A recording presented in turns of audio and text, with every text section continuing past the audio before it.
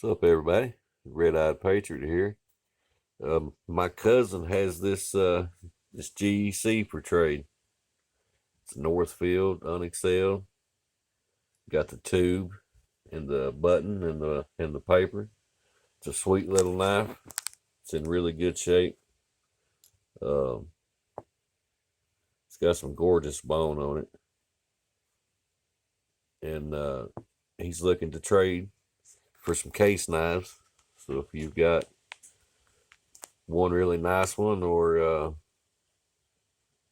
couple, two or three or four knives, he's interested in doing some trading.